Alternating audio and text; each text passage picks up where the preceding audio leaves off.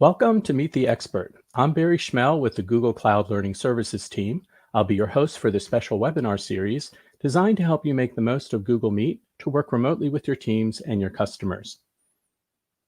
This fifth session is for everyone who wants to learn how to effectively share and collaborate with Google Meet. We'll go over scheduling meetings so it's easy to share your docs, presenting options, playing videos as part of your presentation, and recording your meetings. So last week we surveyed for your feedback, and these were the top responses. The first one was sharing and collaborating during a meeting, which is the main reason for our topic today, presenting options during Google Meet, playing video during your Meet session, and recording and sharing the recording. And then there were a lot of requests around Google Classroom using Google Meet. So based upon that, we came up with the following agenda. Number one, we'll go over sharing and collaborating before and during a meeting, how to do that effectively. We'll also go over review presenting options using Google Meet, presenting Google Slides during your meeting, playing a video during your meeting, and recording a meeting and sharing the recording. And then finally, for Classroom, we're going to have you reference the EDU on Air website. They have some great webinars that are recorded and resources that are specific for education. So let's look at our first topic of sharing and collaborating. And we're going to actually share with you, myself and Andrea, who is the individual that I collaborate with doing these webinars. And what we found that there's certain things you want to do before the meeting so that you're well prepared. So number one, the best meetings have an agenda. We also suggest creating an ongoing agenda doc like we do at Google, and I'll demonstrate that to you. And also attaching any docs that you're going to reference during your meeting in the Google Calendar invite. So this way during the meeting, people don't have to scrounge around and waste time looking for the documents that you're referencing. You can all have that self-contained within the calendar invite itself. And then during the meeting, you're also able to share other docs that maybe you didn't share earlier through the chat window, and also, of course, present what you want to share. So once again, an effective meeting is one that's well organized, not just having an agenda, but also sharing all those docs. So I'm going to move over here into my calendar and show you what I mean. And for example, let me show you my 4 o'clock meeting here. I want you to notice that if I click on that, not only can someone join the meeting, but they can also see the docs that I have attached here. And to notice that actually in the description, I have some links that I've incorporated as well. If I go ahead and edit that, you can see how nicely I was able to add those resources. So for example, if this calendar invite, you want to include some other documents, you just can click on Add Attachment, and it will show you the ones that you have most recently accessed. Actually, if you have tabs open right now, it'll show those as well listed here. You can actually go to your drive. You can actually look at docs that are shared with you that you may want to incorporate, as well as upload from your computer.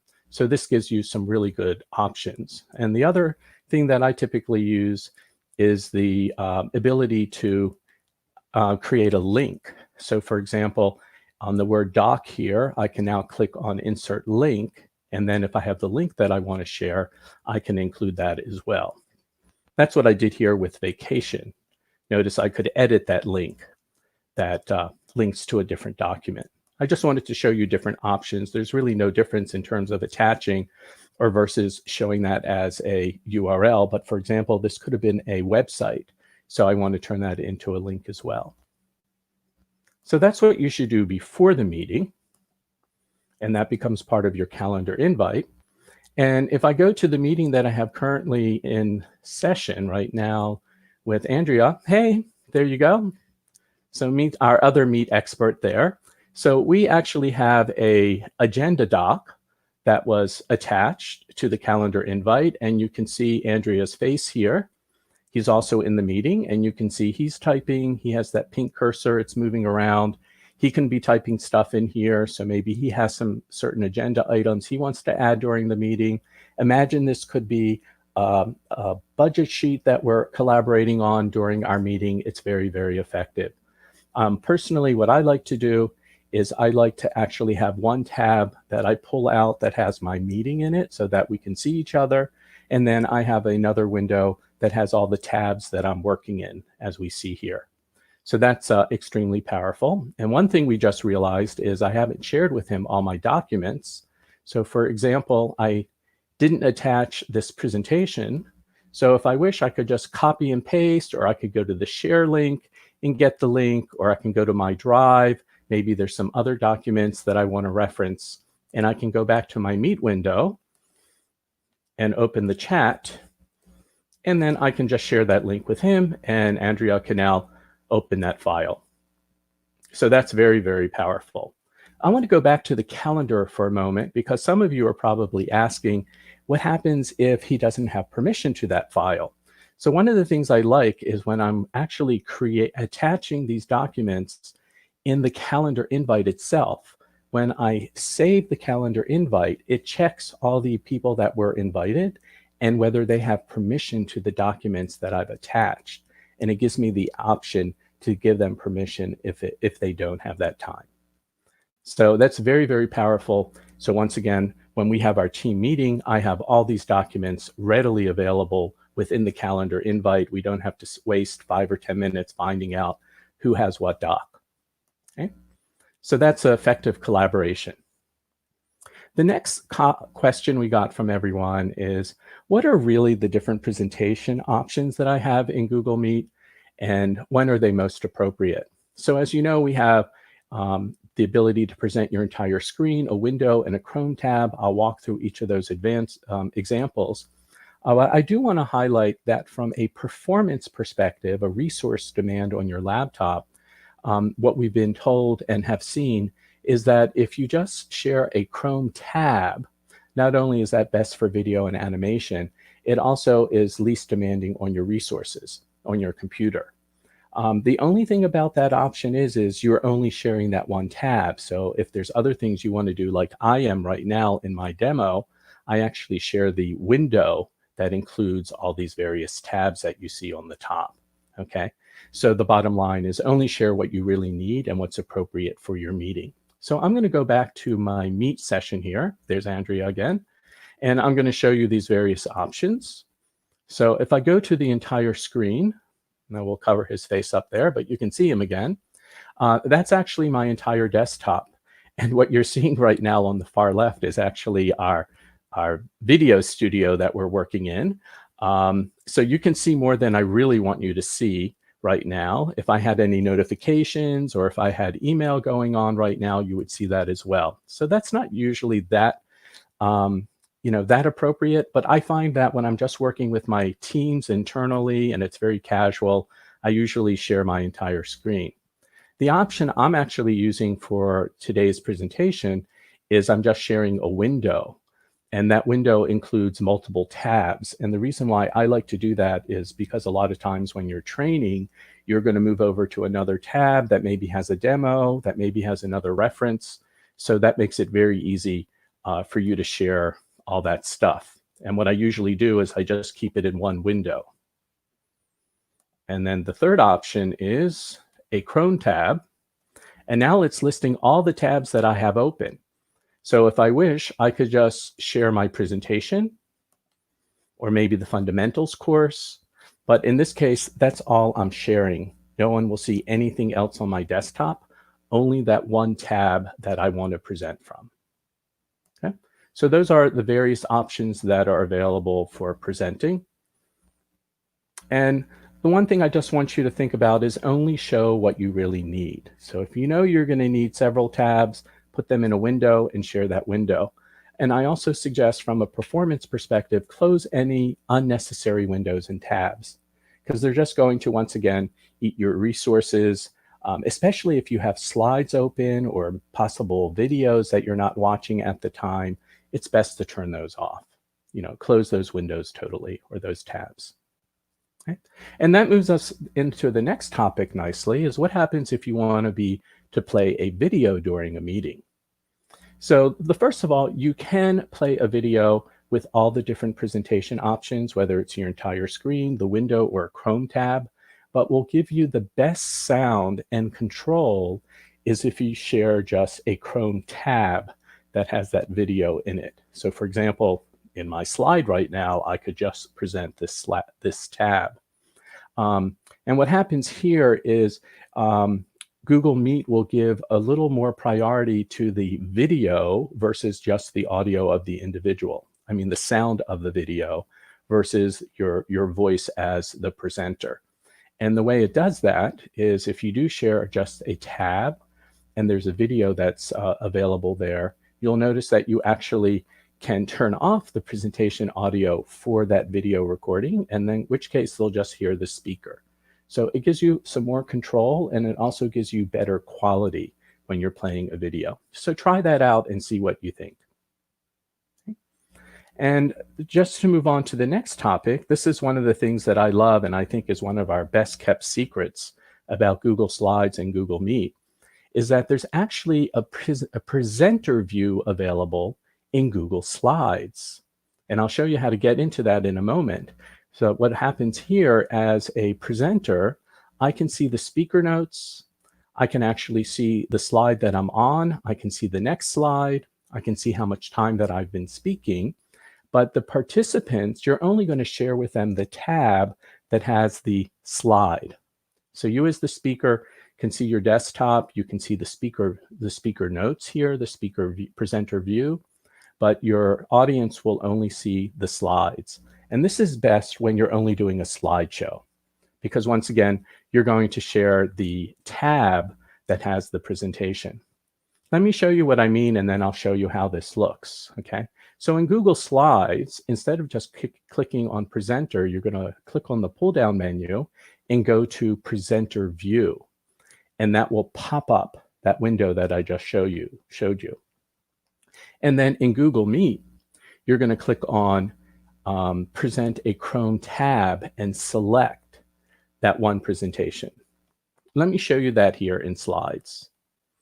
So let me go to my fundamentals, and what I'm going to do here is I'm going to click on Presenter View. You won't be able to see the pop-up because remember, you don't get to see that, okay?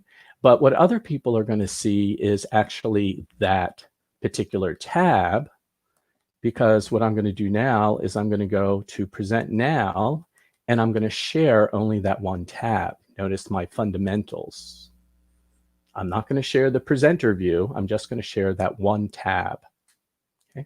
So the next time you're doing just a slideshow during your meeting, that's something nice for you to look at. Okay. So once again, in your slide presentation, you're going to just go ahead and go to presenter view. That'll bring up that presentation view window. And then you're only going to share the tab of that presentation. Try that out. Okay, and once again, it's only suitable when you're presenting slides only. If you were doing a demo, that wouldn't work as well. You'd probably want to share the window. And then the last question we were getting from everyone is how to record a meeting. Okay, so recording a meeting, first thing I want to mention is that only members of the organizer of the domain or the company, the organizer of the meeting, everyone in that domain or company can start and stop recording. And once again, I've showed you this before in Calendar. So in this case, bschmel at cloudlearning.io is the organizer. So anyone in my domain or my organization will be able to stop and start that recording, okay? That means that external guests will not be able to. And participants will be notified that the recording is starting.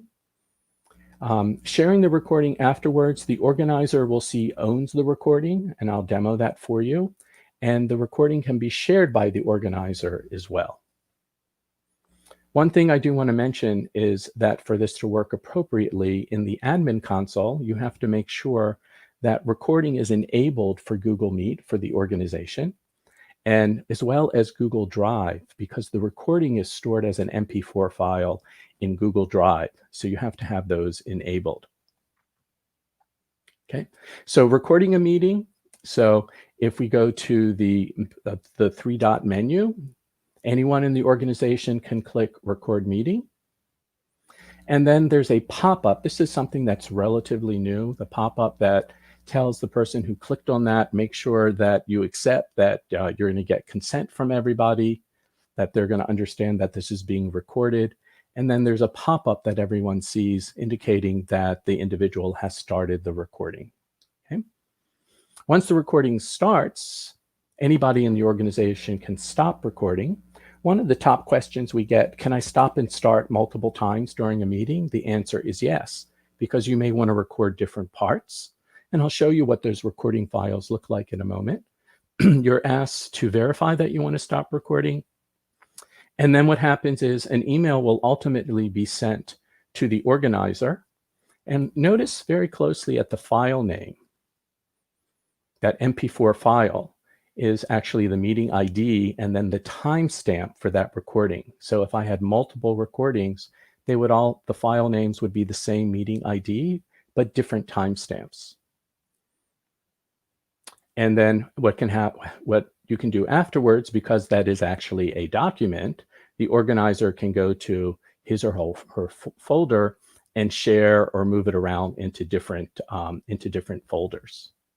And let me show you what I mean here. If I go into Google Drive, you'll notice what happens is in Drive, there's a folder created called Meet Recordings. I did not create that myself. It was created by G Suite. The fact that you have Drive on and you're also enabling recordings. And you'll notice that I have multiple recordings here. Notice that I have 3 for the same meeting, but the timestamp is different. Okay? And if I go into Google Meet, hi Andrea again, and I go to the more options menu, this is where I can start my recording. If I click on Start Recording, you'll notice it's saying make sure that you're getting consent from everybody. I'm just going to decline, and you'll notice that's going to stop the recording. Okay. So those are all the options that are available for recording. And once again, it's like any other file, the MP4 file that you're able to share it with other individuals. You can put it in different organizations. You can rename it if you want as well.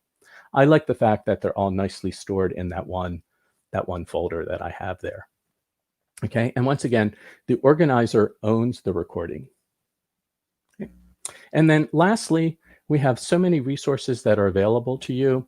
Once again, my most favorite one is the Learning Center.